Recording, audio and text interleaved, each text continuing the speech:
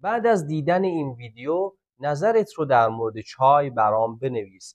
این نوشیدنی پردردسر سرشار از تئوفیلینه که میتونه باعث افزایش جریان خون به اندامهات بشه، یعنی جریان خون به مغز، به قلب، به کلیه و سایر اندامها رو افزایش میده و باعث سرحال شدن اون ارگان ها میشه.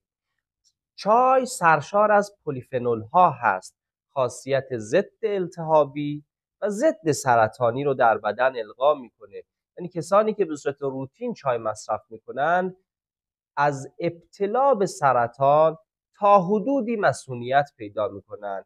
چای سرشار از کافئینه که دوزهای کم کافئین برای سلامت قلب و عروق و مغز و اعصاب ما از واجباته. افسانه این که چای باعث افزایش سوداست، چای سرطانزاست، چای باعث ایجاد عوارض گوارشی هست، مربوط به چایهای بدکیفیت و میزان مصرف زیاد این نوشیدنیه. وگرنه اگر به صورت روتین 2 لیوان چای کمرنگ مصرف بکنید از نتایج معجزه‌آساش بهره مند میشید.